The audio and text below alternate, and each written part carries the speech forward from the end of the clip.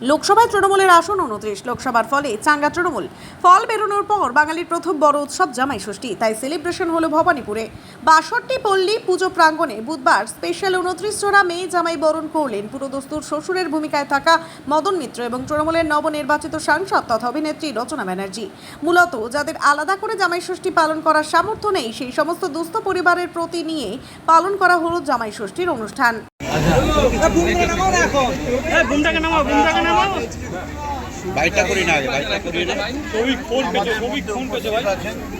সামনে গুলো এগিয়ে দিয়েছে তো এই চোখ চোখ আমরা সামনে গুলো এগিয়ে দিয়েছে। দেখো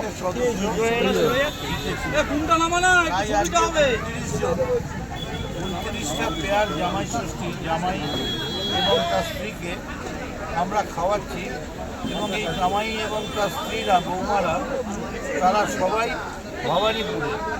ভবানীপুরের যে সমস্ত জামাই দারিদ্রতার জন্যে এই জামাই ষষ্ঠীর আনন্দ নিতে পারে না, আমরা আজকে তাদের এই পুজোটাও মমতা বন্দ্যোপাধ্যায় ওপেন করেন, 62 পল্লী India club Mamata Bandyopadhyay open করেন এবং ভবানীপুর ইউনাইটেড ইউথ ফোরাম, এই 3টে ক্লাবের পক্ষ থেকে আজকে আমরা খাওয়াচ্ছি এবং আমরা অত্যন্ত আনন্দের সঙ্গে ঘোষণা করছি যে বাংলার অত্যন্ত প্রিয় সাংসদ এবং সবথেকে বড় কথা বাংলার দিদি নাম্বার 1 রচনা বন্দ্যোপাধ্যায় আমাদের মধ্যে এসে পৌঁছেছেন।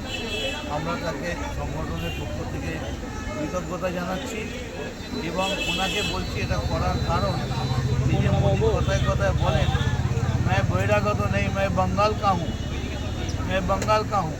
দেখুন বাংলার সংস্কৃতি এইটা, এই সংস্কৃতি মোদি জানে না, কারণ মোদি যেখানে করে সেখানে এনকাউন্টার হয়, জামাই ষষ্ঠী হয়।